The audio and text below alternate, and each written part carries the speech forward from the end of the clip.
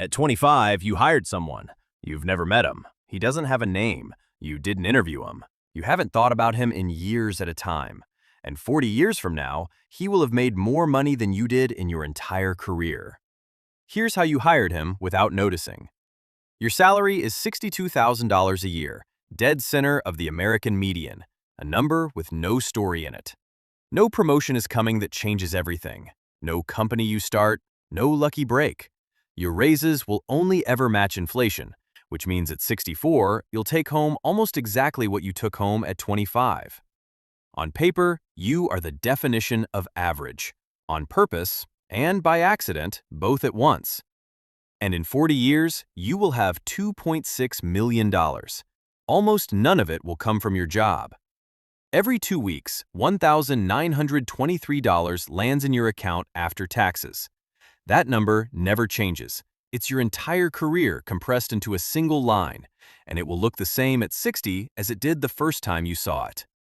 But there's a second number, one you started the day you hired the employee nobody sees. That second number is the one that moves. And the story of your life, the version where an average salary somehow makes you wealthy, is really just the story of what that second number did while you weren't looking. You're 25. The deposit hits on a Friday. Before rent, before groceries, before anything, $1,000 a month leaves the account and goes to work for someone else. A total market index fund, most of it routed through your 401k to catch the full company match, the rest into a Roth IRA where it'll grow for 4 decades untaxed. You don't watch it. You don't check on him. To afford this, you drive a car with 110,000 miles on it and keep a roommate 2 years longer than your friends do. Nobody applauds a man who decided to be poorer on paper than his paycheck allows. That's fine. You didn't hire him for applause. A year later, you've paid him $12,000 in salary. He's returned $12,393. That extra $393 isn't from your job, your overtime, or your hustle. It's the first paycheck you've ever received that didn't cost you an hour of your life. You're 30. 5 years on his payroll. The account, $71,593. You put in $60,000.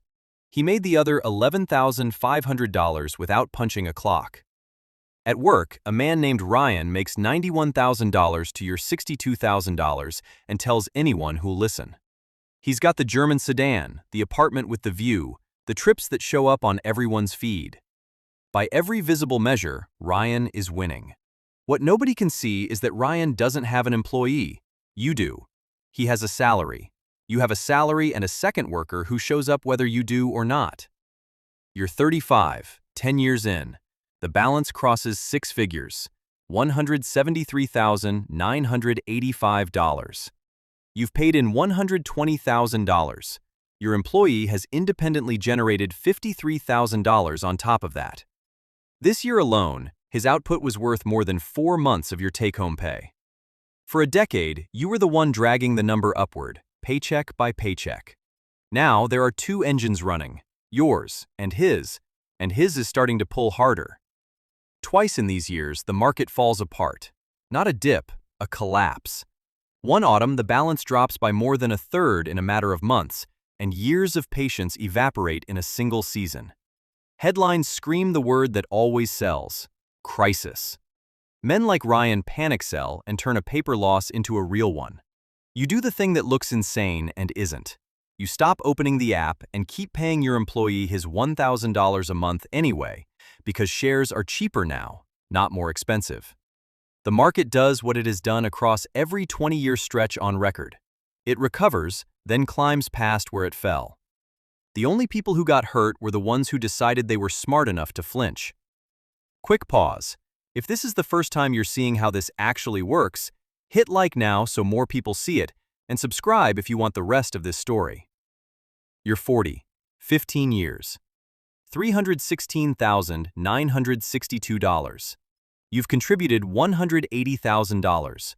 Your employee has built the other $137,000 entirely on his own. Ryan gets divorced that year. The sedan gets traded for something cheaper. At a work event, he mentions, almost casually, that he doesn't really have anything saved. He's made roughly $400,000 more than you across his career, and he has nothing. You have $1/3 of a million. Neither of you says the quiet part out loud. Then, at 44, 19 years in, something happens with no ceremony attached to it. The account hits $474,250. You've personally contributed $228,000 across 19 years of Fridays. Your employee's independent output has just crossed $246,000. For the first time, the money you didn't earn outweighs the money you did. From this point forward, he's doing more of the lifting than you are, and he did it on an ordinary Tuesday you don't even remember. You're 45. $500,000, $520,927, sitting in an account that started with an 11-minute phone setup and a $1,000 habit. At a 4% withdrawal rate, that's $20,000 a year, forever, without ever touching the principal. It's not freedom yet, but for the first time you feel it in your body, not just on a screen. The thing you built on the side is about to become the main thing. You're 50, 25 years, $810,072. Total paid in, $300,000. Your employee's independent output, $510,000, is now bigger than every dollar you've ever contributed, combined, and it isn't close.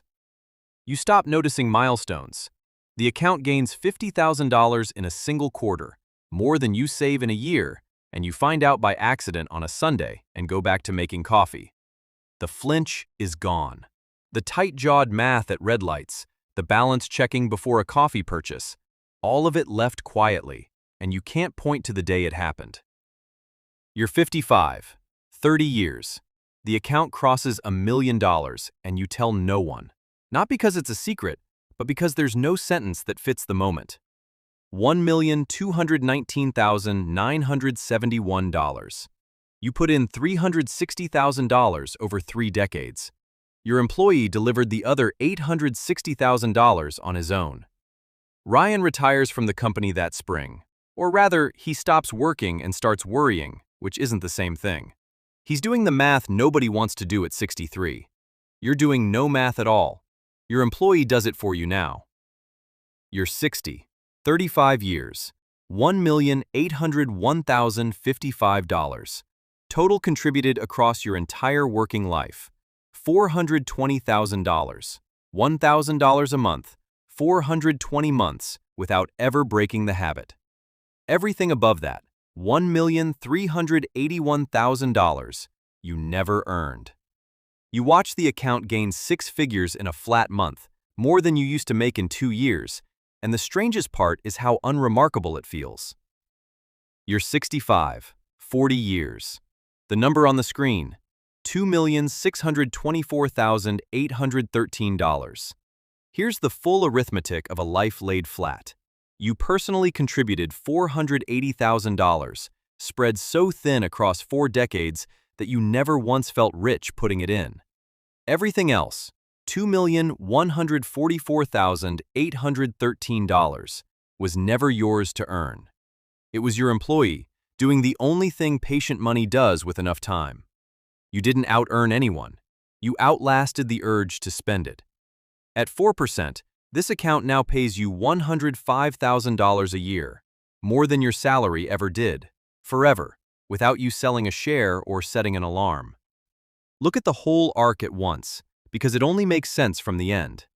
At 25, you put in $12,000 and your employee added $393, almost an insult. At 35, his output alone passed $50,000 a year. At 44, his work overtook yours and never looked back.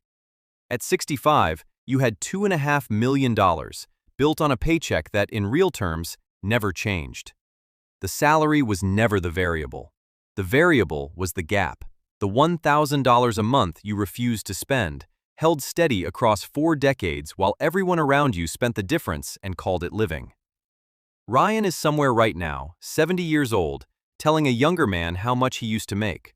The number is still impressive. It was always impressive. It bought the sedan, the view, the weekends. And then it was gone, because a salary is just a river. and a river only matters by how much of it you divert before it reaches the sea. He earned more than you every single year of his life. He's afraid. You're not. And the only difference between you was a habit so quiet, neither of you would have bet $1 on it at 25. It's payday. You're 64 and 1 day. The deposit hits, $1,923, the same number it's always been, the number that was never going to make you rich. Below it sits the other number, the one that moved every single day for 40 years while the first one stood perfectly still. You look at them stacked together, the flat line and the curve, and you understand, finally, that you were never going to win on the first number. You were only ever going to win in the distance between them. If this is the math nobody walked you through, subscribe. This channel exists to show you the part of the picture most people only see clearly once it's too late to change it.